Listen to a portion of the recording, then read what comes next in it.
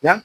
Dentro de diabetes vamos a conversar algunas complicaciones tanto agudas como crónicas de la enfermedad, algunos tópicos nuevos respecto al proceso de diagnóstico actual, cómo se clasifica el proceso también, y revisando algunos temas clásicos también ahí. Creo que todos conocen de la diabetes, algo han revisado ya antes, han visto en fisiología, han visto en los cursos previos que han tenido, y saben que es una enfermedad muy frecuente y que afecta pues a todos los grupos de edades, ¿no? Es muy transversal, todo grupo etario se afecta con este proceso de enfermedad.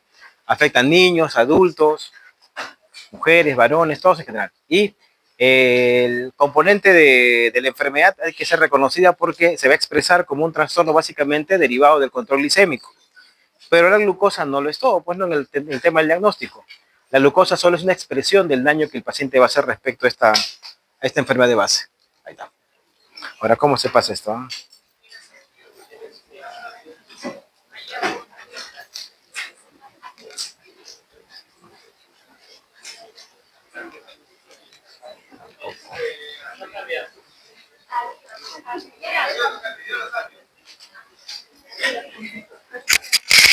Ya. Definición, es una enfermedad asociada pues a un incremento de glucosa por un trastorno que tiene que ver con generalmente secreción pancreática en conjunto. La forma, o sea, ¿qué tengo que pasarle? No me siento bien así. Voy de arriba mejor, ¿ya? Ya, ahora sí. Entonces, se expresa por un incremento de glucosa, la enfermedad, que es debido a un trastorno básicamente del páncreas en la secreción de insulina. Puede ser una afectación completa, afecta completamente a la glándula endocrina, al páncreas, provocando un déficit completo de insulina, que es en los pacientes con diabetes tipo 1. Continúa la siguiente. Diabetes tipo 1, o también con una alteración que es gradual y que en el tiempo va perdiendo el paciente, que es diabetes tipo 2 o la denominada insulino requiriente.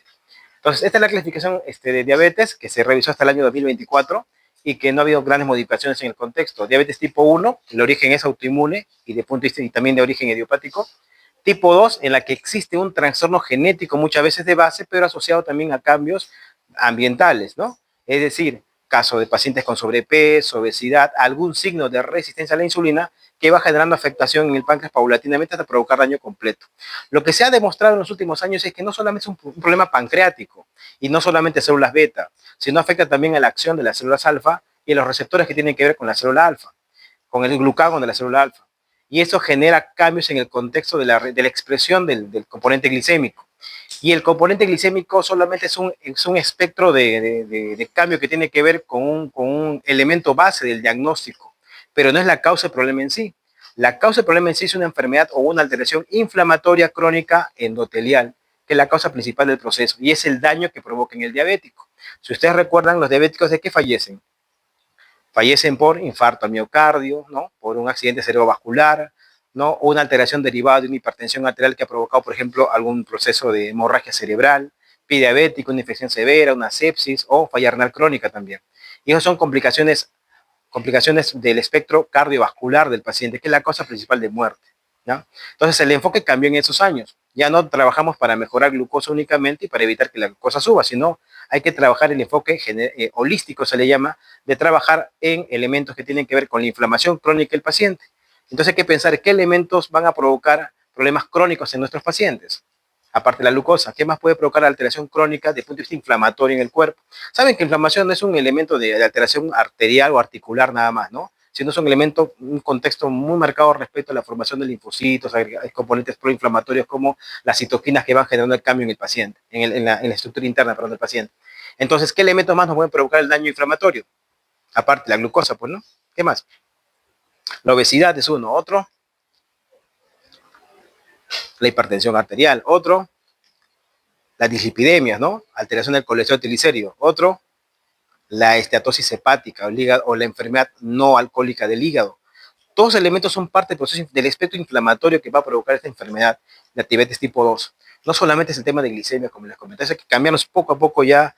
Hace 3 años estamos intentando cambiar a los chicos, pero llegan a la internado y siguen pensando lo mismo que pensamos antiguamente. Eso hay que cambiar, porque la diabetes, repito, es una enfermedad transversal. Sean cirujanos ustedes, dermatólogos, no sé, investigadores, lo que sea, van a tocarse con diabetes. ¿Ya? Entonces, diabetes tipo 2 tiene ese componente de alteración que tiene que ver con un proceso de insulino requiriente que el paciente pierde por un trastorno básicamente de elementos que tienen que ver con inflamación crónica, ¿no? La obesidad, signos de resistencia a la insulina que van dañando el páncreas gradualmente.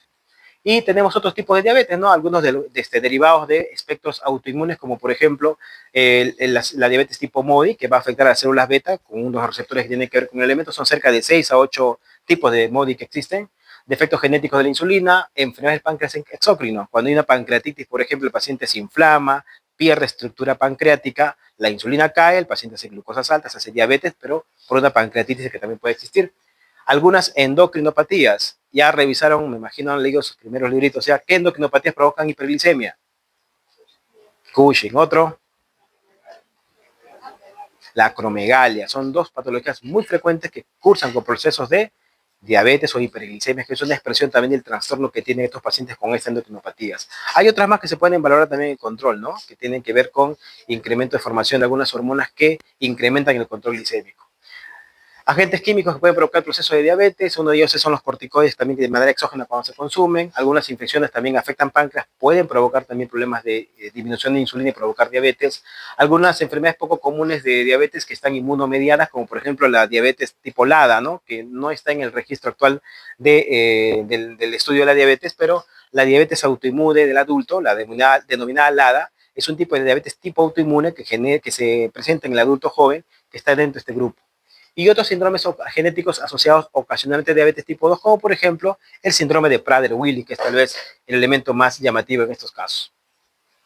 Y la otra categoría de diabetes son aquellas pacientes mujeres con gestación que son diabéticas paso, que tienen diabetes gestacional, ¿no? Son aquellas mujeres que en la gestación provocan o tienen un cuadro de incremento de glucosa y se detecta en la gestación. Es distinto a una mujer que está ya con diabetes y se embaraza, ¿no? Es una diabetes ya preexistente en una gestante, ¿ya? Aquí hay ciertos criterios. Hasta ahora en el mundo no se ponen de acuerdo con los criterios exactos para diabetes gestacional. Hay mucha discrepancia respecto a los diagnósticos, pero es importante que todos reconozcan que intervenir estas mujeres va a garantizar un buen producto, un buen niño, va a garantizar que la mujer también se protege en el tiempo y nos da una claridad de alerta que esa mujer ya comenzó el daño desde el punto de vista metabólico que puede generar el diabetes tipo 2 permanente después de años de haber dado luz. ¿Ya? Listo, siguiente. Tipo 1 les comentaba, enfermedad autoinmune, órgano específica porque afecta la función pancreática, dependiente de células T, poligénica porque no solamente un elemento genético que está regulado con el proceso de daño en estos casos, y está relacionado con la recesión de la acción del inmunocomplejo de histocompatibilidad mayor también. Siguiente. Y tipo 2, lo que les comentaba, ¿no? Que está asociado a ciertos factores del entorno que se relacionan con, generalmente hasta hace 6 años atrás, hablamos bastante de resistencia a la insulina, y es un elemento crucial, sí es muy, muy importante, pero también hemos comenzado a identificar genes relacionados a diabetes tipo 2 actualmente. Entonces ahorita hablamos de un componente holístico, multifuncional o multifactorial en la que existe para hacer diabetes tipo 2. Genéticamente, por la raza, por la familia, etcétera, pero adicionalmente los componentes externos que van a comenzar a dañar el organismo paulatinamente. Lo más rescatable, el consumo de componentes que nos incrementan peso, la falta de actividad física, que son elementos muy importantes. Hasta hace unos años atrás se pensaba que la actividad física era un complemento del tratamiento para diabetes, o se pensaba que era uno de los coadyuvantes como un factor crucial para el problema de esas enfermedades, pero actualmente con los estudios se está demostrando que es el factor más importante. El quedarnos sentados, no hacer actividad física, no hacer ningún tipo de componente en el cual formemos masa muscular, nos genera un problema en el tiempo generalmente. Hay varios estudios que lo están demostrando actualmente. Siguiente. Diabetes tipo 2, ese es lo clásico, el clásico concepto, resistencia a la insulina, disfunción de célula beta, en el tiempo esto va dañando más componentes que tienen que ver con la estructura de los islotes de Langerhans, y finalmente también una disregulación de célula alfa para provocar finalmente diabetes. Siguiente. Progresión de la diabetes, es importante recordar que el daño que provoca diabetes, si bien es cierto, están relacionados a factores macro y microvasculares, no solo se origina cuando la glucosa se eleva, eso se origina desde antes. Y eso se conoce hace más de 40, 50 años atrás, ¿no? Cuando el paciente comienza a hacer algún componente de alteración de hiperinsulinemia o resistencia a la insulina, comienza el daño muchas veces, sobre todo de tipo macrovascular. Porque el micro se puede corregir muchas veces, pero el daño macrovascular suele ser muy difícil corregir porque eso empieza desde antes. A veces desde la barriguita de la mamá se empieza el problema, ¿no? Nacemos con más de 4 kilos, o la mamá ha tenido diabetes gestacional y no ha recibido tratamiento apropiado, ya genera un cambio, una preimpresión, una preimpresión genética o metabólica en el niño que ya nace con cierta predisposición a hacer trastornos metabólicos. Por eso ustedes habrán visto en su familia o en gente que reconocen a lo mejor cercanos a ustedes ven dos niños que han nacido muy cerca del tiempo, mamás distintas, ¿no? Pero este niño come lo mismo que el otro porque son primos a lo mejor de la misma olla, pero este engordó más que el otro. ¿Por qué razón? Y básicamente tiene que ver con el trastorno metabólico de base que tenemos cuando nacemos muchas veces. Madres con ovario poliquístico, madres con obesidad pregestacional, madres con diabetes gestacional y niños que hayan nacido con más de 4 kilos o muy bajo peso también, aquellos niños que han pesado menos de 2 kilos o 1.800 están relacionados a ese proceso también, ¿no? Y eso hay que reconocer como factores de riesgo para padecer diabetes o enfermedades metabólicas también. Siguiente. Esta es la teoría inicial del tema de la diabetes. Es una diapositiva clásica en los temas de estudio de diabetes. ¿No? Se hablaba inicialmente, el doctor De Fronzo comentó que existía un triunvirato respecto al origen fisiopatológico de la enfermedad, en la que existía pues una alteración del páncreas que va a generar una hiperglicemia por trastornos que tengan que ver con la formación de insulina, pero también está asociado a una disminución de la captación de la glucosa a nivel periférico, por problemas que tienen que ver con la resistencia a la insulina en estos pacientes, y eso también hace o condiciona de que comience a haber formación mayor de glucosa a nivel del hígado, provocando que este componente esté perpetuando la hiperglicemia. Luego el mismo doctor De Fronzo comienza a investigar, comienza a revisar que hay otros órganos que se involucran en el proceso de la enfermedad y pasó al siguiente concepto, que es el concepto del octeto ominoso. Siguiente. Un concepto también ya que está quedando antiguo en realidad, porque ahora se reconocen otros factores, pero creo que es el que por muchos años ha liderado la teoría del concepto de la enfermedad. Siguiente. Acá se postula de ocho órganos que son los responsables fisiopatológicamente de la enfermedad, ¿no? Se habla, por ejemplo, de la alteración a nivel pancreático de célula beta y célula alfa, ¿no? De célula beta que va a haber un proceso de daño que va a provocar que disminuya gradualmente la concentración o la producción de insulina, una alteración de las células alfa respecto a la secreción de glucagón. Todos reconocemos en fisiología que para que el glucagón o la célula alfa regule la secreción de glucagón en el cuerpo, está regulado esto por un componente de la concentración de glucosa periférica en sangre, ¿no? A glucosas altas, el glucagón tiende a aumentar o bajar. Si la glucosa está un poquito elevando, se puede la comida, el glucagón se incrementa o se reduce. El glucagón. Se tiene que bloquear, pues, ¿no? Está aumentando la glucosa, tiene que bloquearse el glucagón, porque si no, sigue aumentando más el azúcar. El glucagón es un promotor del incremento de glucosa. Entonces, eso es lo que fisiológicamente tiene que darse. Pero en el paciente que tiene daño ya no se da eso. Pierde ese componente de receptor y de acción. El paciente está comiendo, está con glucosa alta, pero el glucagón no se bloquea, sigue alterado. Eso también lo vemos en el diabético, ¿ya? Y eso habla de la alteración que hay en páncreas. El otro elemento importante es el aumento de la gluconeogénesis. El hígado no comienza a corregir bien el proceso y siguen promoviendo, produciendo glucosa permanentemente y no se regula. El tema muscular, que es recontra importante, y creo que los nuevos fármacos que salgan para el tema de manejo de diabetes y enfermedades metabólicas van a estar relacionados justamente al tema muscular. El músculo, al ver un problema de resistencia a la insulina, evita captar o no puede captar glucosa, y al no captar glucosa aumenta la glucosa en sangre, ¿no? Por la alteración que provoca la resistencia a la insulina en el tema muscular, del músculo estriado.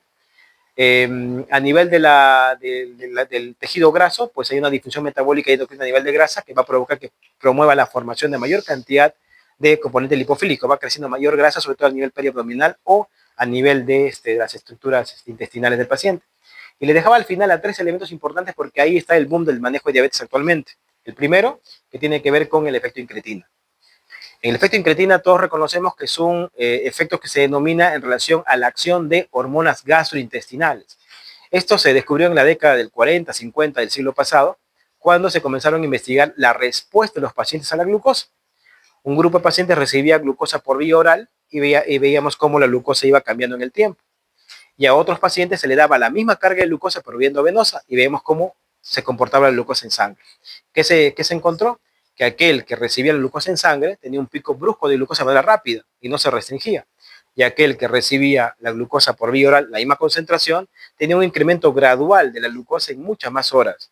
¿Cuál es la diferencia?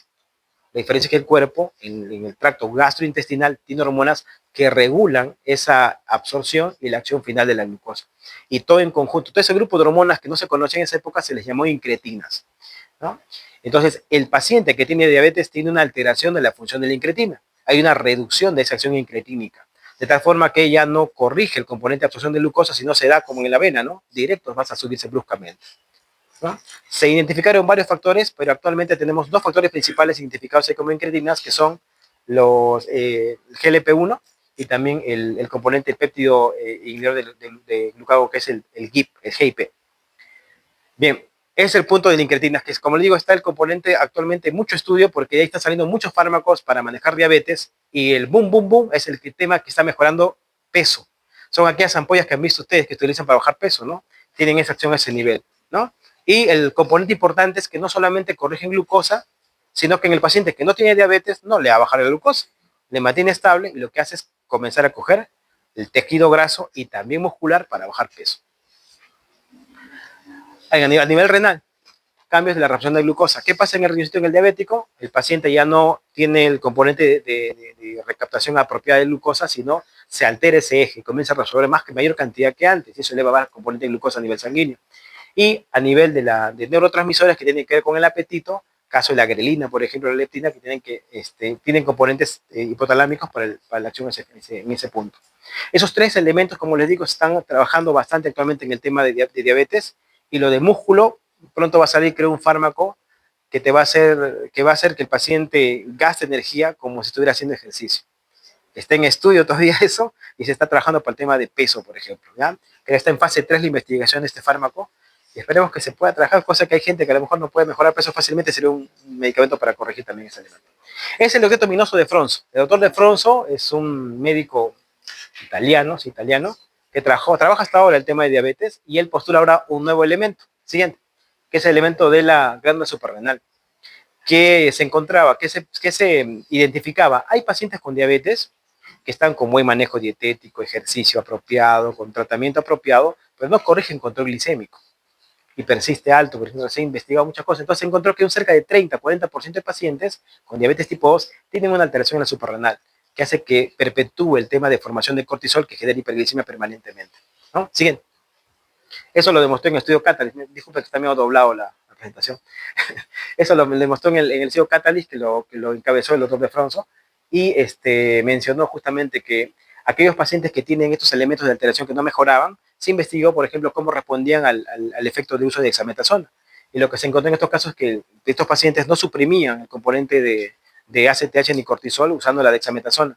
Eso indicaba que tienen un hipercortisolismo subclínico muchas veces, pero que genera el problema y que no puede compensarse fácilmente, ¿no? Siguiente. Y para este tipo de pacientes también hay tratamiento actualmente para manejo de sus hiperglicemias. Entonces, ¿qué se detectó en ese estudio? Que cerca de un 24% de los pacientes con diabetes tipo 2 que presentaban glicosiladas entre 7.5 y 11 tenían persistentemente alto esta glicosilada, pese a que reciben tratamiento diabético y el manejo nutricional apropiado junto con la actividad física. Y eran pacientes que tenían también incrementos de presión arterial que no mejoraban fácilmente. Cuando se hizo estudios, comenzaron a encontrar anomalías suprarrenales y también comenzaron a identificar alteraciones que tienen que ver con la concentración de cortisol. La causa del proceso era un hipercortisolismo que estaba provocando que el proceso no mejorara. La pregunta ¿era un Cushing en todo caso? ¿Por qué no detectamos como Cushing y no definirlos como una alteración solamente de suprarrenal? El tema es que el Cushing básicamente es una alteración de cortisol simple, sin otras alteraciones alrededor. Estos pacientes no, tenían alteraciones metabólicas asociadas al componente de hipercortisolismo sin un espectro de Cushing clásico, ¿no? No tenían. Siguiente. Entonces los resultados fueron importantes porque han podido reconocer un elemento adicional para el componente justamente del manejo de pacientes con diabetes como origen y también como un proceso también de barrera para un manejo apropiado. Y al identificar este paciente con el problema del hipercortisolismo, reciben tratamiento asociado y comienzan a corregir el proceso y equilibran la enfermedad de base. Siguiente. Siguiente. Es que para atrás, creo. La otra. Ya. Diagnóstico de diabetes tipo 2, criterios, esto es clásico, ¿no? Cerca desde el 91, 92 que cambió el criterio, hasta ahora se utiliza, no cambió en demasía, ¿no? Reconocer que el paciente para hacer diagnóstico de diabetes, bioquímicamente se hace con lo siguiente: glucosa en ayunas mayor a 126 con algún síntoma de descompensación que pueda tener la glucosa, ¿no? Polidipsia, poliuria, polifagia, baja de peso, ¿no? Asociado. O aquel paciente que tiene un síntoma clásico asociado a glucosas muy altas, por encima de 200 en cualquier momento del día, ¿no? Sea en ayunas o sea postprandiales más de 200 con signos clásicos de hiperglicemia, se da el diagnóstico de diabetes.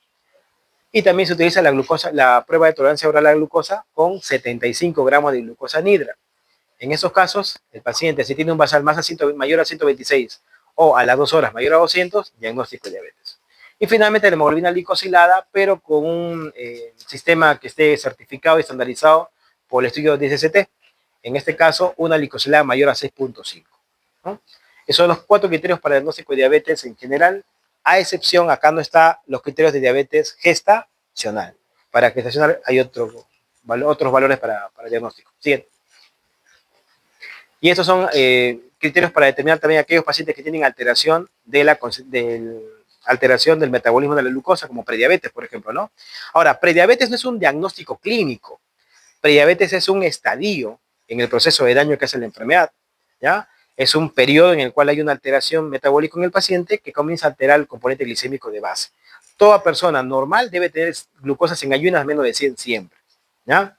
Si está debajo de 60 hay que investigar también porque está bajando demasiado.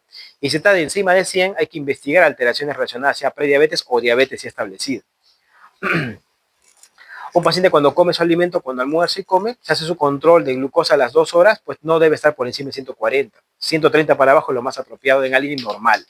Alguien con riesgo ya comienza a hacer glucosa mayor a 140 y se menciona ya desde hace 3 años atrás con la aparición de un estudio que ha demostrado que aquellos pacientes que tienen glucosas a la hora mayores a 152 son pacientes que van a hacer diabetes en los próximos 2 años. No esperamos la carga de 2 horas. A la hora, si es más de 152, por más que a las 2 horas esté menos de 100, a la hora, si está más de 152, es un paciente que va a hacer diabetes pronto. Y ese tiene que ser intervenido con todo para corregir, porque si no, va a hacer diabetes prontamente ese paciente. Y las glicosiladas por debajo de 5.7 se consideran normales. Por encima de 5.7 está alterado. Para eso sirve este cuadrito que les he mostrado ahí, para ver intolerancia a la glucosa o prediabetes y diabetes finalmente. Siguiente. Diabetes gestacional es una alteración que tiene que ver con la concentración de glucosa en una mujer gestante que se detecta por primera vez en su vida en el embarazo. Si esa señora tuvo antes que se embarace, acuérdense que doctor, yo me hice una glucosa una vez, me salió 180, pues después me bajó todo y estoy tranquila y ahora me ha salido 160 nuevamente. Esa mujer pues tenga diabetes pregestacional. Entonces, ¿cómo investigamos si una paciente en el embarazo tiene una diabetes preexistente? Tenemos 12 semanas para hacer el abordaje. Hasta antes de las 12 semanas, con un examen de glicosilada, puede hacer el diagnóstico de que esa paciente ha tenido diabetes pregestacional. Si le sale alto, ahí tienes el diagnóstico. Si le sale normal, es decir, debajo de 5.6 para abajo, esa paciente pues está desarrollando el proceso de daño recién en el embarazo. Pero tiene que hacerse la prueba antes de la semana 12 de embarazo. Y en esos casos, por ejemplo, de pacientes que tienen diabetes gestacional, el manejo es dietético, de actividad física que pueda realizar, un buen sueño apropiado y adicionalmente insulina como manejo principal de estas pacientes. Hace 3 años se ha vuelto también en un estudio a demostrar que el uso de metformina en pacientes con problemas de diabetes gestacional está indicada, pero con ciertas restricciones. Sigue siendo la insulina el primer fármaco para uso en diabetes gestacional. Siguiente. Y acá están los criterios. Les entrego el criterio del estudio APO, que es el más aceptado a nivel mundial, ¿no? En el cual se menciona que aquella paciente que tiene una glucosa en ayunas mayor a 92 o que a las 2 horas de haber hecho el examen de tolerancia a la glucosa le sale más de 153 la glucosa, es una paciente con diabetes gestacional, ¿ya? Entonces, eso es importante recordar porque a veces nos llegan con pacientes de obstetricia con valores de 110, 105 de glucosa y con el dato de la obstetra de que, o sea, tantos controles, ha estado siempre con ese valor y nunca le dijeron que tenía. Y finalmente llegan con la gestación de 36, 38 semanas con niño macrosómico por diabetes gestacional, por no haber detectado a tiempo, justamente por olvidarse de estos criterios. ¿Ya? Reconoce que aquella mujer que tiene más de 90, 95 de glucosa en ayunas, en gestación, hay que tener mucho cuidado porque ese paciente ya puede estar haciendo una diabetes gestacional y hay que hacer el estudio para poder definir, para dar tratamiento. Si no, nos exponemos a la preeclampsia, a la muerte del niño, ¿no? Al óbito fetal o alteraciones que tienen que ver con el trastorno metabólico de la criatura, también como macrosomía fetal. Siguiente. Ajá, y entonces esto es algo que no deben olvidarse, ¿ya? Primero, reconocer que la diabetes tipo 2 es una enfermedad que tiene dos características. La primera, que es una enfermedad crónica. ¿Por qué es crónica? Porque el daño que se ha provocado a nivel pancreático es un daño irreversible. La alteración de esa célula beta ya es irreversible. Y lo que pasa con la célula alfa también suele ser un componente que muchas veces no tiene un retorno hacia atrás. Es el concepto clásico, les digo, porque yo estoy seguro que en los próximos 10 años va a cambiar el concepto que les estoy contando, ¿ya? Pero hasta ahora se define de esa forma. Le digo que va a cambiar porque lo que estamos encontrando con estos nuevos medicamentos cambiando un poco el esquema del manejo de la enfermedad, ¿ya? Pero por ahora se mantiene así. Y reconozcamos que es crónico por esa razón y irreversible. Segundo, es progresivo. Y estos estudios de hace más de 50 años lo han demostrado.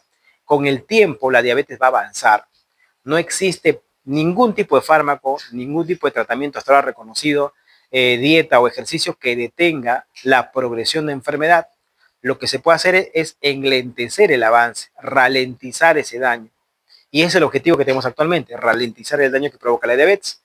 Porque si ustedes ven ahí en las dos, esto no tiene punteros. ¿Tiene punteros, no? El rojito, ¿sí? Ah, está chévere. Entonces, en el primero que ve acá, ¿no? Acá tienen ustedes concentración de glucosa y acá tienen la concentración o la función de las células beta, ¿no? Acá vemos, por ejemplo, que en el tiempo, si ustedes marcan acá los pacientes que tienen procesos de diabetes, en el tiempo suelen hacer glucosas más altas desde el inicio de la enfermedad. Nunca va para abajo. Esos son promedios en los años. Igual, paciente normal también. El paciente normal que nunca ha hecho diabetes también tiene incrementos graduales de glucosa en el tiempo, muchas veces. Ahora, ¿qué pasa en la célula beta? El paciente con diabetes, ustedes ven, hace la enfermedad y comienza a haber una destrucción completa del componente. Va bajando poco a poco la acción de la célula beta. ¿Y qué pasa con la insulina resistencia? La resistencia a la insulina, que fue la causante del proceso que comienza a elevarse al inicio, se mantiene siempre plano. ¿Por qué decimos insulina resistencia? Porque cuando existe ese elemento, la célula muscular ya no capta el azúcar. La célula hepática no capta azúcar. La célula grasa no capta azúcar. El azúcar se incrementa en sangre por esa razón. Por eso el músculo, al no captar azúcar, no trabaja adecuadamente, o por el paciente que no hace ejercicio, no regula el proceso. Por eso se menciona actualmente que el tema de la actividad física es recontra importante para corregir el proceso. Aquel que hace ejercicio gasta glucosa y eso comienza a mejorar y rompe la resistencia. Si eso se agrega fármacos apropiados, rompe muy bien y pueden corregir. Y lo que decimos hasta ahora que es irreversible, posiblemente en los próximos años podamos ver reversibilidad del problema. Posiblemente, es una teoría, no les afirmo nada, pero por ahora es irreversible. Nos quedamos con eso. ¿Ya? Siguiente. Y los problemas, tanto macro, siguiente, creo que viene micro también, siguiente, ya, macro y microvasculares, como les comentaba, los problemas macrovasculares que afectan el pie diabético, ¿no? Por ejemplo, no nacen o no empiezan con la diabetes, que es el año cero, empiezan desde antes, ¿no? Desde que empezó a ser obesito, desde que empezó a tener triglicérido alto, ¿no? Componentes de colesterol elevado, ¿no? Hígado graso, desde ahí empieza el problema de daño. Las microvasculares sí comienzan desde el componente de hiperglicemias, como caso de retina, por ejemplo, que se altera por el tema de acción microvascular. Y estos elementos sí hemos podido demostrar que podemos mejorar mucho con el manejo de diabetes. Pero el macro no, hasta ahora no podemos resolver el daño que se provoca a este nivel. Siguiente. Entonces ahora viene el tratamiento. El tratamiento se basa en dos componentes importantes: manejo farmacológico y manejo no farmacológico. El no farmacológico siempre ha sido el más importante de todos, hasta ahora lo es, ¿no? El asunto es que muchos pacientes no cambian rutina, muchos pacientes no comprenden su enfermedad y no cambian alimentos, no cambian actividad física. Y ese es el elemento más importante para comenzar a corregir un poco el proceso. El tema del sueño también, el no dormir también genera problemas muy severos en los pacientes. Y eso es algo que ustedes van a enfrentar cuando comiencen a trabajar también. Y acá está el elemento: dieta, ejercicio, faltó la barra de sueño y los medicamentos que vamos a trabajar con el tema de diabéticos, ¿no? En el control, ¿no? En el tema de manejos de pacientes que van a usar fármacos para diabetes, se menciona actualmente que ese manejo escalonado que se hace con el tratamiento de diabetes ya cambia, porque el tratamiento desde la prediabetes tiene que ser de manera agresiva para corregir el proceso de daño y evitar diabetes, y cuando hay diabetes, evitar la progresión de la enfermedad. Eso en el tiempo está demostrando cada vez que conseguimos mayor sobrevida, menos complicaciones crónicas y algunos fármacos que han cambiado esa curva de bajada brusca que tiene la diabetes en el daño que provoca, que les voy a demostrar ahorita en el siguiente control. Siguiente. Estudios importantes que son hitos en investigación de diabetes, el estudio DCCT respecto a las complicaciones y control diabético, y el estudio UKPS, que es creo que el más antiguo que tenemos actualmente y que aún todavía se sigue trabajando. ¿Qué demostró el UKPS? Que cuanto más estable está la glucosa, menos daño se provoca en el tiempo. De ahí viene el manejo glucocéntrico que hemos tenido por más de, no sé, 80 años, 100 años de la enfermedad. Y el DCCT que nos ha demostrado que el control del diabético puede reducir las complicaciones crónicas en el paciente, pero que el control, cuando es muy estricto, puede provocar daño también en pacientes adultos mayores, sobre todo. Aquellos adultos mayores que manejan glucosa menores a 90, 80, 70, tienen más riesgo de infarto miocardio, más riesgo de alteraciones cerebrovasculares también. Siguiente. Siguiente. Es el manejo tradicional que viertes, ¿no? Si el paciente empieza con dieta y ejercicio, no mejora, metamos un medicamento, no mejora, combinemos dos, no mejora, agreguemos insulina, no mejora, ya con todo intensivo que se tenga a la mano. Y ustedes ven el tiempo que se pierde, ¿no? Años de manejo acá y años de daño que no vamos a corregir. Esto cambió. Siguiente, ¿no?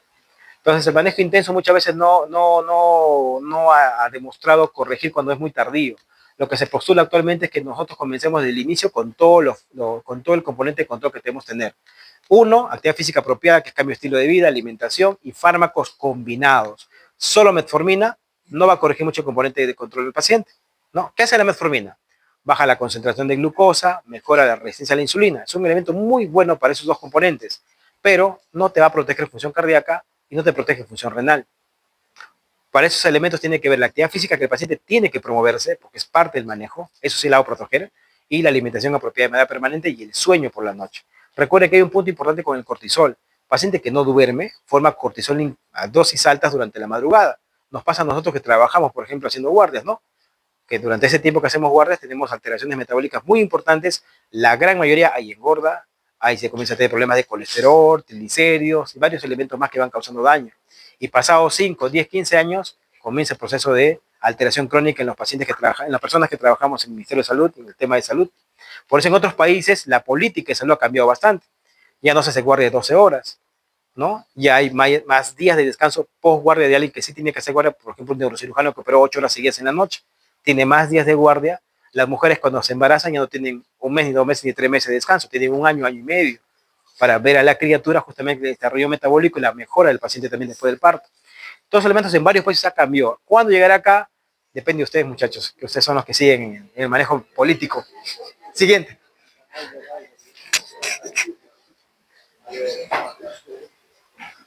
Elementos que se pierden desde el punto de vista de fisiopatología con el tema de la diabetes, ¿no? Recordemos, por ejemplo, que en la fisiología de la diabetes, el componente base de alteración, como les comentaba, es el componente de formación de insulina, que no va a regular su glucosa. Hay dos fases en la secreción de insulina, una fase rápida y otra fase lenta. La fase de secreción rápida es la que permite que la glucosa no se dispare bruscamente, y esa es la que pierde el paciente con diabetes, la secreción rápida. Y hay una respuesta puede disminuir a célula beta la concentración de glucosa. Ya los sensores no trabajan adecuadamente. Igual también aumenta la secreción de glucagón en ayunas y en el postprandial.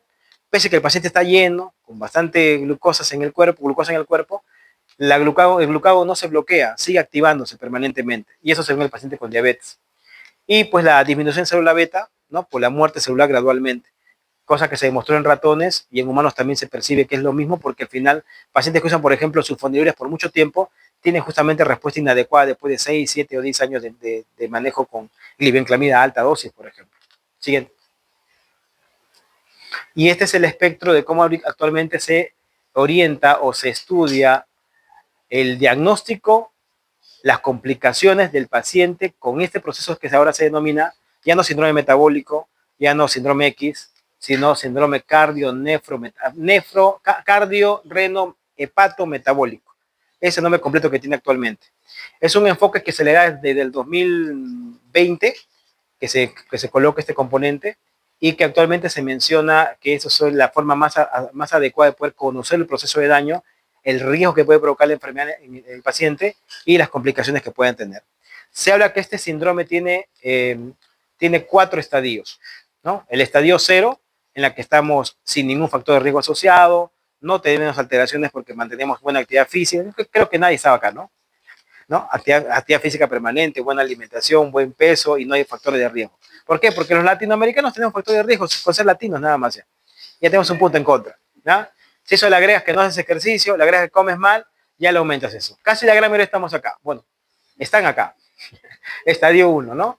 Incremento de peso, una disfunción metabólica que está ejercida por el componente de peso que tenemos incrementado, ¿no? Eso se va a ver por el abdomen que está más prominente, por el sobrepeso que tenemos o la obesidad, y porque comienza a haber una alteración en la concentración de glucosa cuando comemos. Latinoamérica se han hecho varios estudios de la respuesta a la glucosa en los pacientes latinoamericanos sin diabetes, ¿no? El único criterio de exclusión ha sido pacientes no diabéticos. ¿Qué se les ha colocado? Un sensor de glucosa permanente durante 30 días, ¿no?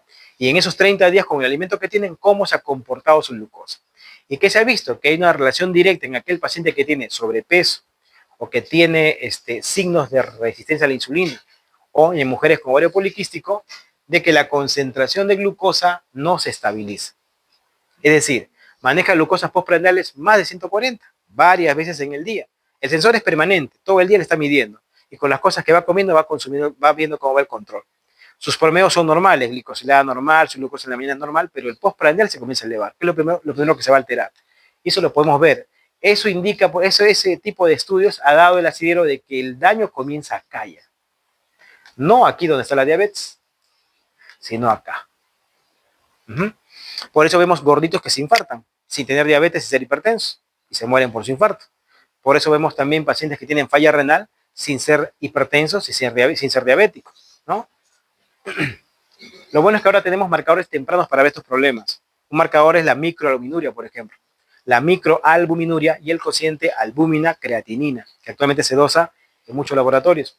Y otros elementos importantes como el ProBNP también ayuda a verificar cómo va el componente de daño en el paciente cuando ya tiene trastorno de este tipo. Bien, acá entonces estamos los gorditos, con alteración o disfunción metabólica. Acá ya el paciente no hace nada, eso sigue avanzando y pasamos al estadio 2, donde ya tenemos un riesgo metabólico más asociado al componente de daño y la presencia muchas veces de enfermedad renal ya que se está estableciendo, que muchas veces es subclínico, no hay síntomas en el paciente. Aquí encontramos alteración de microalbuminuria, encontramos, por ejemplo, incremento de triglicérido, LDL, y las glucosas comienzan a aumentar en la mañana y muchos de ellos comienzan a hacer diabetes o hipertensión arterial. Aquí están ya las enfermedades que se van a expresar y que nosotros podemos diagnosticar, ¿no? Y aquí está la gran mayoría de los pacientes que debutan con diabetes, por ejemplo, o que debutan con hipertensión arterial.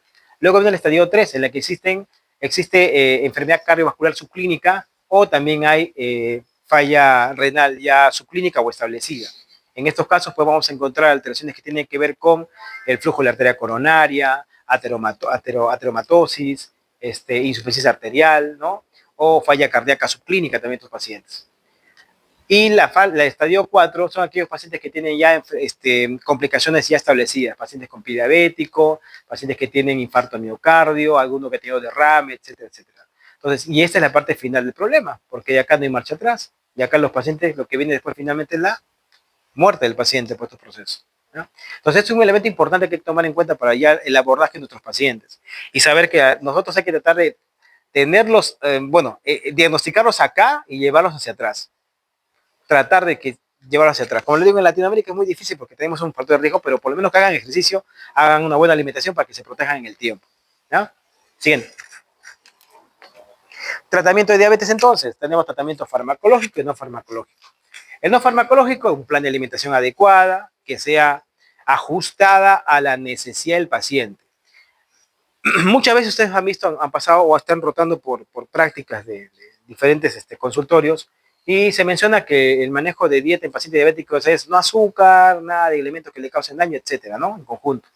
Pero eso tiene que ser personalizado. Ese es un esquema de manejo en general, lo que se menciona en consultorio muchas veces. Pero lo correcto es hacer un trabajo familiar e individualizado de cada grupo de pacientes, ¿no? Muchas veces por el tema de tiempo se trabaja con un grupo grande y se les comenta cómo debe ser el tema de la dieta, pero después hay que personalizarlo. ¿Por qué razón? Porque se ha encontrado que el tema de dieta no solamente es bloquear alimentos que incrementen peso, sino también de trabajar elementos neuro, endocrino, metabólicos en el paciente que se basan en la acción del hipotálamo para el componente de regulación de dieta y no solamente el elemento de retirar alimentos que van a provocar el daño a nivel central. ¿Qué quiero decirles con esto? Que el paciente tiene que aceptar el cambio, porque si no hay bloqueos de neurotransmisores en la cabeza que no permiten la regulación del proceso de control. Aceptar el paciente lo que tiene, aceptar la alimentación que va a tener y negociar su tipo de alimentación. Y es un elemento que no se va a hacer en una consulta de 10 ni 15 minutos. Por esa razón, el manejo de diabetes va a pasar por un cambio radical en los próximos 5 a 10 años. ¿Ya? Porque está encontrando que justamente el bloquearlo, negarle la alimentación, muchos pacientes tienen dificultades para poder hacerlo y lo que se ve finalmente es incremento de glucosa pese al cambio que hacen por el estrés que tienen. Y no solamente es cortisol, hay otros elementos más que están encontrándose que derivan en el tema del control. Actualmente hay un esquema de manejo para obesidad y diabetes que se llama el esquema no dieta. ¿Qué es el esquema no dieta? Cambio conductual, cambio la concentración de los alimentos que van a presentar y regular lo que viene a ser la saciedad del paciente. ¿Qué pasa en el diabético? Que cuando come, sigue que quiere comer muchas veces más porque no bloquea un elemento importante que tiene que ver con la saciedad. Pero si ese tipo de alimentación se da en situaciones distintas, con un entorno familiar distinto, puede mejorar bastante. Eso va a ser, como digo, cambio en el tiempo. Por lo pronto, paciente debe comer azúcar porque le va a hacer daño completamente, no panes porque van a elevar también el componente de índice glicémico. Y esas son dos cosas importantes que tiene que corregir en el tema alimentario. Grasas, evitar grasas malas, como por ejemplo frituras, básicamente, en el paciente para que pueda corregir. La actividad física tiene que ser programada de acuerdo a cada paciente también. Se menciona que para pacientes adultos mayores, 10-30 minutos de una caminata base, por encima de 70 años el paciente, ayuda en algo. Si puede cargar pesas pequeñas, ayuda más todavía, y eso es algo que debe prepararse. Pero el paciente menor a 60 tiene que ser actividad física de potencia y de actividad física que incremente frecuencia cardíaca por encima de un 70-80% promedio. Y eso involucra actividad física que tiene que tener entre 30 minutos a 1 hora o 2 horas diarias en el paciente de menos de 60, pero considerando que no tenga falla cardíaca, que no tenga otros problemas adicionales, pues va a provocar un infarto por la actividad física que hace. ¿Ya? Eso hay que considerar bastante y que la glucosa es estable también, ¿no? Para no provocar problemas. Otro punto importante es la educación diabetológica, ¿no? Es decir, el paciente saber cómo combinar los fármacos, qué fármaco estoy usando y para qué sirve. Tiene que conocer. Tu paciente tiene que ser un experto en su enfermedad para que él también se ayude al proceso de control. Y un punto importante que está cambiando mucho también en estos últimos 15 o 20 años es el autocontrol. ¿Qué era el autocontrol antiguamente? Autocontrol era que el paciente se iba a su laboratorio a tomar su glucosa cada una vez al mes, una vez cada 2 meses o cada vez que el médico le pedía. Hace 50 años así era el control. Luego el autocontrol fue, ¿sabes qué? Compra tu glucómetro y mete en la casa tu glucosa por lo menos 2 veces por semana, 1 vez por semana. Y eso cambió. Ahora hay un autocontrol, tiene que ver con 3 elementos. Primero, el control glicémico permanente.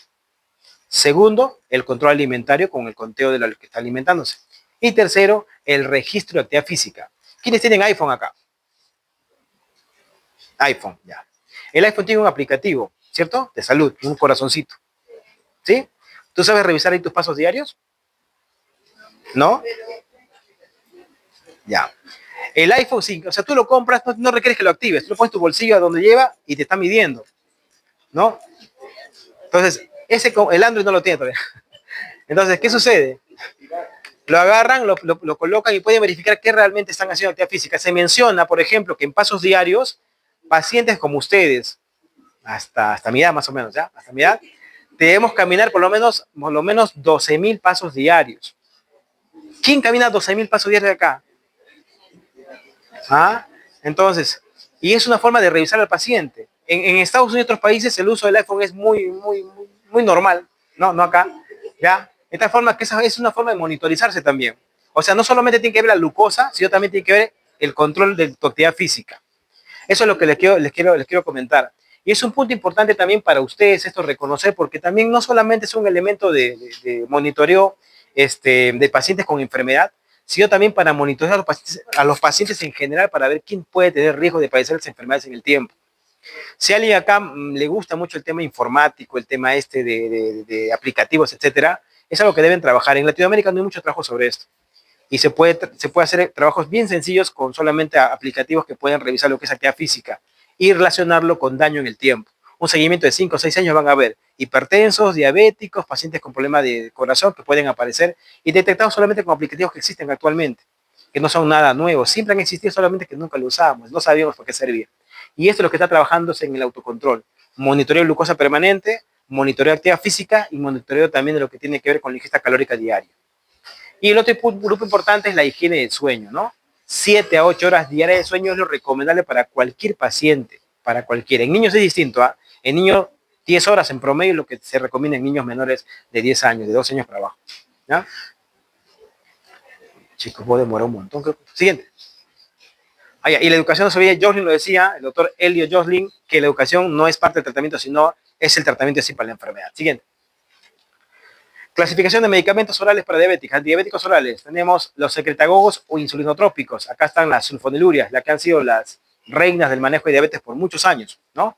Glibenclamida, glibepiride, también las meglitinidas también que están en este grupo. No se usan mucho actualmente porque justamente ese trabajo de hacer de que provoque más cantidad de insulina el páncreas, la célula beta, también a largo provoca estrés pancreático. Estrés de célula beta y puede condicionar destrucción de célula beta. Segundo, los insulinos sensibilizadores, aquellos que disminuyen la resistencia a la insulina. Dos elementos importantes, muy buenos para el trabajo de diabetes, muy buenos para el trabajo de obesidad, muy buenos para el manejo también de hígado graso. Biguanidas, ahí están la metformina, y las tiazolinérionas, las glitazonas, como por ejemplo pioglitazona, y el otro elemento que era rosiglitazona, que se sacó del mercado por la afectación cardiovascular que provocaba. ¿Ya? Son los dos elementos importantes, muy usados actualmente. ¿Ya? 3. Reductores o enlentecedores de la absorción intestinal de glucosa. Un medicamento antiguo también, como aquellos inhibidores de la alfa-glucosidasa, la carbosa, por ejemplo. Y acá están los dos elementos importantes que están revolucionando el manejo de la enfermedad. Primer grupo, aquellos que optimizan efecto incretina. Los primeros que salieron al mercado, los inhibidores de la dipeptilpeptidasa tipo 4, que tienen una acción pues leve de mejorar efecto incretina, ¿no? Pero estos agonistas GLP-1, agonistas duales y pronto serán los agonistas triples de incretinas, sí están mejorando muchos elementos que tienen que ver con la enfermedad. Por ejemplo, algunos de ellos están demostrando mejora de la fibrosis hepática. Están demostrando mejora del peso. Agonistas GLP-1 como liraglutide y reduce el peso en aproximadamente 10 a 15% del peso corporal en estos pacientes que usan agonistas GLP-1 para mejorar diabetes. Y aparte que mejoran glucosa, mejoran glicosilada, reducen 1 a 1.5 la glicosilada cuando comienzan a hacer su uso, de tal manera que son los primeros inyectables que actualmente se usan para diabetes y ya no usamos tanta insulina. Bueno, aquí usamos insulina bastante porque pues, es más barata, ¿no? Pero en otros países ya no usan mucho eso. ¿Ya?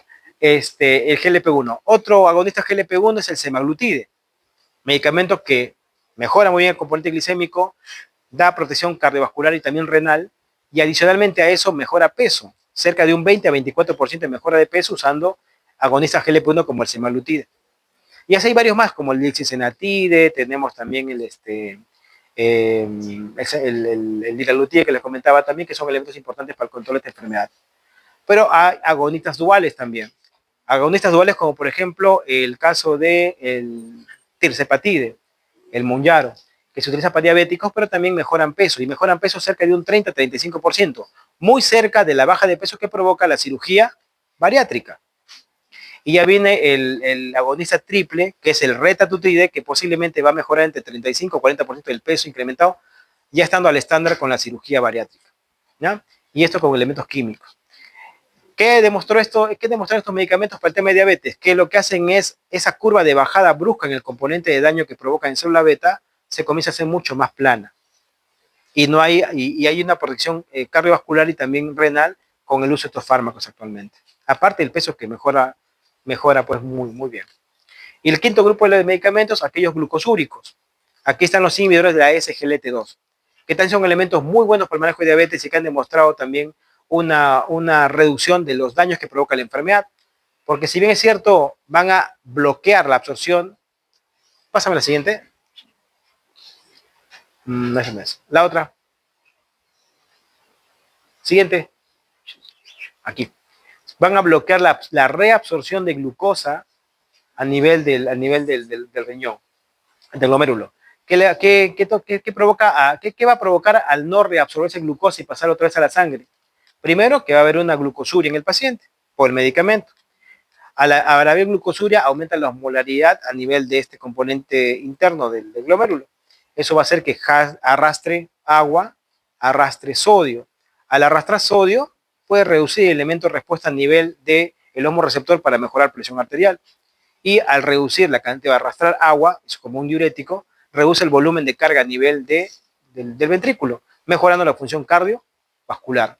Esto se consigue con este grupo de medicamentos, haciendo su acción de glucosuria, bloqueando los receptores de GLUT2 que están a nivel pues, de la nefrona. Y al mejorar este componente, la presión de la arteriola aferente se reduce, mejorando la microalbuminuria, mejorando el daño a nivel del glomérulo y muchas veces se menciona ya actualmente, posiblemente podemos revertir el daño inicial que se provoca en glomérulo, que ha provocado finalmente la liberación de proteínas por la orina. Y eso está consiguiendo con estos medicamentos. Hasta ahora no le encontramos algo en contra, a diferencia de los GLP-1 que sí les voy a comentar ahorita. Vayan anotando eso porque no está detallado en las tablas. ¿Eh? Anoten. O bueno, grabe esta grabación. Retrasa atrás. Ahora una más atrás, una más atrás. Entonces acá están los glucosúricos, inhibidores del SGLT2, acá tenemos varios grupos farmacológicos, tenemos dapaglifosina, canaglifosina, empaglifosina, que son los tres que se más están usando. La EMPA más relacionado a protección cardiovascular, la DAPA más relacionado a protección nefrológica, del riñón. Siguiente. Bueno, es un cuadrito para mencionarles cómo se trabajaba antiguamente con el control de glucosa que se buscaba, ¿no? Con todos los elementos que van a corregir la enfermedad o van a estabilizar un poco el componente de hiperglicemia del paciente. Todos tienen como acción bajar glucosa, pero algunos de ellos demostraron que tienen algo adicional, ¿no? Tienen un plus en su respuesta. Siguiente. Siguiente, la que sigue. Ya. Inyectables. En inyectables tenemos dos grupos farmacológicos, las insulinas y los agonistas de GLP-1. En el caso de agonistas, en el caso de insulinas, tenemos, por ejemplo, que la insulina es un elemento hormonal, que es un elemento hormonal anabólico. ¿Qué significa esto? Que va a promover crecimiento celular y va a corregir la glucosa que se encuentra alterada, porque es como una llave que abre cada célula para que la glucosa se meta. Entonces, el diabético tiene reducción de esto, no tiene buena producción de insulina. El uso externo mejora el componente de regulación de glucosa en estos casos. Pero hasta hace unos años teníamos solamente las insulinas humanas, que son la insulina cristalina, o la cristalina o la regular, y tenemos la insulina NPH, ¿no? La neutral protamine agernon, ¿no? Esa NPH es la famosa lechosa, que es la de acción intermedia. La rápida, que es la cristalina, demora absorción entre 2 hasta 6 horas, y la NPH demora pues absorción entre 8 a 12 horas en promedio, ¿no? De tal manera que la NPH usamos para manejo permanente y la cristalina para manejo rápido del paciente. Pero después salieron otros grupos de insulinas, las insulinas análogas, aquellas que tienen una alteración ligera en el componente de los aminoácidos para que hagan una respuesta mucho mejor. Y aquí tenemos, por ejemplo, el caso de la insulina Detemir, que fue la primera análoga que se pudo sintetizar. Luego tuvimos insulina Glargina, luego tenemos insulina Detemir actualmente, ¿no? No, perdón, Degludec, que es la última que tenemos. Degludec, insulina Degludec, es la última. Y tenemos una más que va a ser semanal, que ojalá se libere ya el tema de del estudio y pueda ser liberada para el mercado, que es la insulina ICODEC, que es una insulina que se va a utilizar semanalmente. Ya no se aplica todos los días. Entonces, esa es la evolución de la insulina en el tiempo y por qué razón tenían un punto de acción. La insulina sigue siendo el medicamento más apropiado para manejos de hiperglicemias severas, crisis hiperglicémica, descompensación por hiperglicemia en el paciente con diabetes. Siguen siendo las que se usan en esos casos. Siguiente. Entonces, cualquier manejo, cualquier elemento insulínico va a tender a reducir glucosa. Y siguiente. Y esta imagen, este cuadro que ven acá, lo que van a poder observar es la acción, el tiempo de acción que tiene cada una de estas insulinas. Les comentaba que, por ejemplo, la insulina regular tiene una acción entre 2 a 6 horas, máxima 10 mencionan acá. La Lispro, que es una insulina de acción rápida, funciona a partir de los 15 minutos y su pico de acción se da entre 2 a 4 horas en promedio y las 6 horas está desapareciendo. Luego tenemos la NPH, que tiene picos de acción entre las 6 a 8 horas y comienza a desaparecer a partir de las 10 a 12 horas. Luego tenemos las ultralentas, caso, por ejemplo, de la insulina Detemir, que tiene un pico de acción a las 12, 14 horas y luego va desapareciendo a las 24, 32 horas. Y la glargina, que como ustedes se incrementa y si ven en el cuadro, no hay picos de acción. Es una meseta que se da hasta que se comienza a reducir a partir de las 32 horas. Y luego eso tenemos la Degludec y luego tenemos la ICODEC que les comentaba que van a venir. Entonces, ¿por qué es importante reconocer estas curvas? Para saber cuál insulina tiene más riesgo de provocar el daño que provoca la insulina. ¿Qué daño puede provocar la insulina? La hipoglicemia. Y la hipoglicemia se puede dar en esos picos más altos de acción. Entonces, de todas las que ven acá, ¿cuál no tuviera riesgo de hipoglicemia? ¿Cuál? ¿La rápida? La glargina, pues la glargina. Esta, bien Z, no hay picos. La NPH puede provocar hipolicemias en la madrugada en el paciente. Puede tener mucho cuidado con eso. La glargina es la más antigua de ese grupo que tiene este tipo de acción plana, pero también tenemos Degludet, que es el otro elemento que usamos actualmente. Siguiente. Acá está, es un cuadrito para que se puedan ver las ultra rápidas que tenemos, las rápidas que tenemos actualmente. Acá está la regular, la intermedia que es el NPH y las prolongadas, ¿no? Caso de DT, miriglargina, y las mezclas que son mezclas de esos elementos que tienen que ver con Lispro, por ejemplo, con este NPH o Lispro con un componente de DT. O sea, siguiente. Siguiente, next. El otro inyectable, los agonistas de receptores GLP-1, ¿no? Acá tenemos los duales, los que son solamente para agonistas GLP-1 y también tenemos los que van a ser con 3 elementos de acción para su control. Estos elementos estimulan la secreción de insulina pancreática, suprimen el glucagón pancreático, hacen que el vaciado gástrico sea lento, cosa que da más plenitud y el paciente no quiere comer a cada rato. Hay disminución de apetito porque trabaja a nivel de hipotálamo, bloqueando una hormona importante que tiene que ver con el apetito. Eso baja de peso. Complicaciones o efectos secundarios. Es frecuente las náuseas, el vómito, o es frecuente el dolor abdominal en el paciente. Sobre todo si ha comido algo pesado. El paciente usa ese medicamento, no ha cambiado su dieta, sigue comiendo su pollo a la brasa, papa frita encima, come y se pone el medicamento y le puede generar gases, dolor abdominal o cólico, le puede generar o hasta pancreatitis en algunos casos. No es muy frecuente la aparición de esto, pero es un riesgo que hay que estar siempre pendiente y explicando al paciente también. Acá tenemos medicamentos como axenatide, liraglutide, tenemos el semaglutide también en este grupo. Ahora, ¿qué elementos más están relacionando con el componente de estos fármacos? Se menciona que existe un grupo de pacientes, según un estudio que se realizó, en la que existe una presencia de retinopatía por uso de estos medicamentos. Se menciona que es menos del 0.1% y está relacionado básicamente al control glicémico que van haciendo. De tal forma que lo que se hace actualmente es revisar este fondo de ojo en estos pacientes cada cierto tiempo para verificar que no tengan problemas de este tipo. Siguiente. Acá estos medicamentos, este es liraglutide, que es Victoza, usado para diabéticos, y la marca Saxenda, que es para pacientes con obesidad. Y el Ozempic, que es semaglutide, ¿no? Estos elementos tenemos en el país actualmente. Y es más, tenemos Mounjaro, también faltó el tercero acá. El Mounjaro, que es el Dual, también tenemos en Perú actualmente. La diferencia es el precio, pues, ¿no? Una insulina te cuesta, una NPH, ¿cuánto cuesta una NPH? Te cuesta, pues, 20 soles, 30 soles un frasquito. Una glargina en lapicero te cuesta 110, 70, 110, 120. Una Degludec, que es la otra insulina que es inyectable, te cuesta como 180 soles, 160. Una Victoza te cuesta como 300 soles. Una Saxenda te cuesta como 1100 soles. Y una Ozempic te cuesta 1300, 1400 soles te cuesta, ¿no? Y es por cada lapicero, pues, ¿no? Imagínense el costo que tiene que ver con el tema del manejo. Entonces, esto en el tiempo va a cambiar, chicos, porque gracias a Dios, después de 10 o 15 años, las patentes salen, se hacen genéricos y ya baja el precio. Pero no hay que enfermarnos hasta 10 años más, por lo menos. Siguiente. Este es el esquema actual para el manejo de diabetes, es el protocolo de manejo que la ADA, que es la Asociación Americana de Diabetes, junto con la Asociación Europea de Diabetes, han hecho un consenso para hacer el manejo de diabetes. Antes recuerdan ustedes los manejos antiguos, ¿no? Manejo de estilo de vida, luego manejo de metformina, si no mejora metformina le pueden usar con glibenclamida, no mejora pasa a insulina, si no mejora hacen una combinación completa de los medicamentos en conjunto. Eso ha cambiado en el tiempo, ahora se involucra de manera distinta.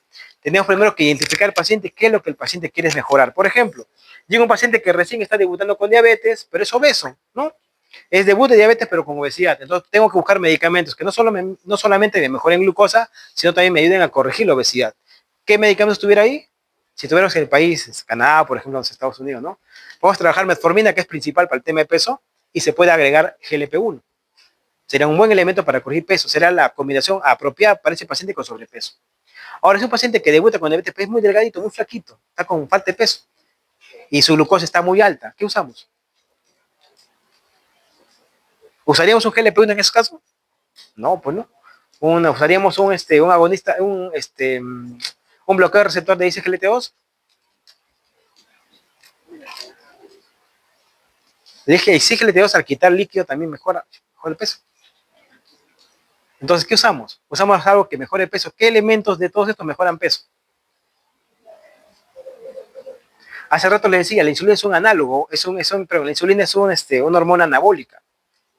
Genera incremento de tejido. Acá viene la diferencia. ¿Qué tejido quieres mejorar? ¿Grasa o músculo? Músculo, ¿no? Entonces, ¿qué tiene que ser paciente para mejorar? Si es un flaquito que está con glucosas muy altas, ¿cuál es el mejor manejo? Insulina, pues. Pero tiene que ser actividad física para que lo que mejore no sea grasa, sino sea músculo. Eso tiene que ser el paciente, pues. Si el paciente se va, te pone, se pone, comienza a engordar, engordar, otro gordito otra vez después de 2 o 3 meses tienes. No, que mejore masa muscular. La insulina es un anabólico, es una hormona anabólica. ¿No? Entonces hay que saber usarla bien y el paciente tiene que hacer actividad física para corregir ese proceso de daño que ha tenido. ¿No? Entonces, en ese caso podría usar esa combinación si está con glucosas altas. Pero ¿qué pasa si ese flaquito no está con glucosa alta, está con glucosa normal? Que es estable, ¿no? Entonces, no hay fármacos para usar ahí, pero sí actividad física que tengo que promover y su metformina de base para poder estabilizar bien el componente. Eso se puede trabajar, ¿no? Pero generalmente es muy raro que te venga uno bien delgadito con buen control, muy raro, de verdad, muy raro, excepto que tenga un enfermedad autoinmune, ¿no? O un tipo 1, por ejemplo, que es frecuente ver los delgados a ellos. Y ahora, así se divide entonces, pacientes que tienen algún diagnóstico inicial, que no tengan complicaciones severas, y aquellos pacientes que tienen complicaciones cardiovasculares, complicaciones renales o complicaciones de falla cardíaca asociada. En estos casos, de falla renal y de falla cardíaca, los medicamentos a usar tienen que ser agonistas GLP-1 o SGLT2. Tiene que asociarse. Y si no se puede porque hay un tema económico de base, pues tienes que informar al paciente.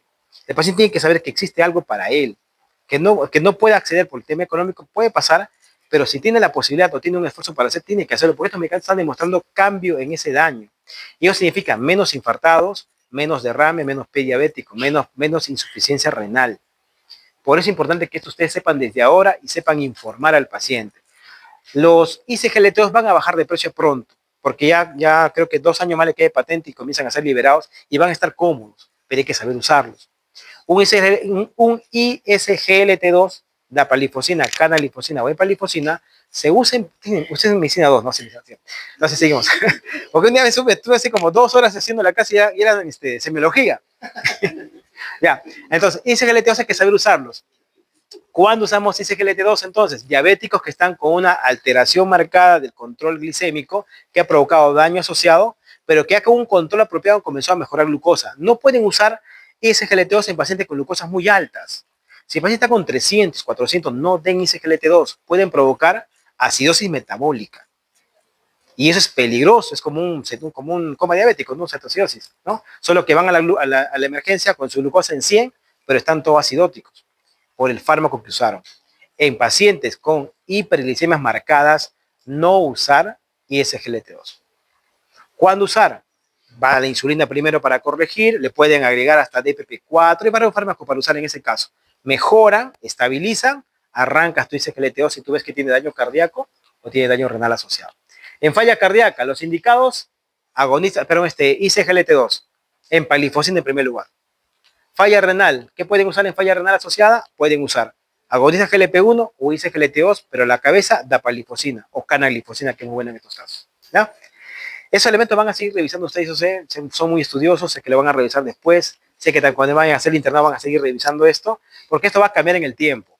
Esto, yo aprendí, que te digo, nada de eso aprendí previamente en la especialidad, eso lo venía aprendiendo después ya de ser especialista, justamente con los cambios que han habido posteriormente. ¿Por qué? Porque eso no existía previamente. ¿Qué había antes? Manejo de la glucosa, control glicémico con los parámetros que habían, la mejora cardiovascular. Pero este esquema, cuando se juntó la SD con la ADA, cambiaron el esquema de proceso de control. ¿Qué hacemos en nuestro medio? Lo que podemos, la realidad. Tenemos metformina, glibenclamida y insulina. No tenemos más en el CIS. En el seguro, piolitazona, gliclacida, glargina tiene el seguro y también tiene el Lispro. No hay más. Entonces, con eso tenemos que trabajar muy bien. Pronto, sé que entra DAPA al seguro pronto, que es muy bueno. Y el Ministerio liberó también DAPA para el Ministerio de Salud, pero hasta ahora solo aceptan para aquellos que tienen falla cardíaca. Entonces, no tiene sentido porque estos medicamentos han demostrado mejora desde el inicio, no solamente en estos puntos. Acá sí tienen un plus, sí, pero desde el inicio ya han demostrado ventaja y habría que usarlos desde el inicio. ¿Ya? Si tienen familias con diabetes que no hacen todavía y van a hacer diabetes pronto o ya están haciendo diabetes recientemente, piensen en modificar terapia. No usen la glibe metformina clásica que están usando siempre porque eso a la larga no protege mucho al paciente. Baja glucosa, pero no da gran protección. ¿Ya? Siguiente. El tema del manejo con fármacos de diabetes, desde que se descubrió la insulina en el 22 del siglo pasado, y cómo ha ido en el tiempo cambiando gradualmente, ¿no? Y sobre todo en los últimos, miren ustedes, desde el año 96 hacia adelante cómo se ha modificado la carga de investigación que ha comenzado a descubrir elementos buenos para el manejo de la diabetes como péptidos gastrointestinales, la insulina inhalada que usamos para diabéticos tipo 1, los análogos de insulina y las gliptinas inhibidores también de control, tanto el SGLT2 como también agonistas como el tirzepatide, ¿no? Que es el dual. Y el triple, que es el retatrutide, que parece que va a ser liberado también el próximo año. Siguiente. En investigación de metabólicas, en obesidad y en el tema de cáncer hay mucha cosa nueva de manera diaria, creo yo. Entonces hay que tomar decisiones importantes en base a lo que el paciente tenga. Trabajar con el paciente mencionándole todos los esquemas que existen y no secuestrar información, porque a la larga el paciente se va sin información y se va mal a la casa y se va con mal control y en un tiempo más tienes un paciente que va a ser una carga para su familia y para el Estado. Y hay que reconocer que el principal punto de manejo es la reducción integral del riesgo cardiovascular, porque este debe ser el foco de la terapia. El foco de la terapia no es bajar glucosa, el foco del tratamiento debe ser disminuir el riesgo cardiovascular que tienen estos pacientes. ¿No? Siguiente. Conclusión, manejar de manera apropiada la enfermedad. Diabetes se expresa por glucosa alta, es importante ese dato, pero no es lo que causa el problema de fondo. Son diferentes las causas de alteración de este componente glicémico y hay que reconocer que el paciente que tiene reciente diagnóstico de diabetes presenta pues un punto de referencia para poder hacer un buen manejo, buen diagnóstico y evitar malos pronósticos en el tiempo. Ese es el mensaje que quiero que se quede ustedes con ustedes hoy día en el tema de diabetes. Diabetes es un elemento que se puede prevenir, primero. ¿Es prevenir el diabetes? Sí es prevenible. Segundo, si detectan a alguien con diabetes, tienen que intervenir con todo lo que tengan, no solamente con el cambio nutricional y un farmaquito por ahí, sino combinar todo lo que requiera tu paciente. Si es delgado, ¿qué hacer? Si es delgado con glucosas altas, ¿qué hacer? Si es un paciente obeso, ¿qué hacer? Si es un paciente que te debutó con diabetes, pero tiene ya un problema renal o un problema cardíaco, también hay que realizar con ese paciente. Y lo más importante es identificar a tus pacientes con riesgo. Primero, de esta sala, creo que todos tenemos riesgo, siendo latinos, como les repito. Segundo, aquel que tiene un riesgo adicional, aquellos que estamos en nuestra condición, con sobrepeso, con obesidad, con hígado graso a lo mejor por ahí, mujeres que han hecho ovario poliquístico, mujercitas que hayan tenido hijos mayores de 4 kilos, ¿no? Familiares que tengamos papá, mamá con diabetes, o hermanos con diabetes, o tíos con diabetes, o abuelos con diabetes, y el riesgo aumenta. Ese grupo de pacientes tiene que ser intervenido ya para que corrijan el proceso. Farmacológicamente, sí se puede intervenir. ¿Ya? No espera que hagan enfermedad recién para hacer el manejo farmacológico. Con eso vamos a reducir esa curva brutal de incremento de pacientes con diabetes que tenemos actualmente y la cantidad de diabéticos que vemos ahorita en el hospital, ¿no? Que se mueren por ese problema. Bien, reposo por un ratito para descansar, ¿ya? ¿Tienen que tomar agua? Ya, tomen. Tienen 10 minutos para reposar. Vamos a revisar hipoglicemia, crisis hiperglicémica, vamos a reposar también manejo quirúrgico.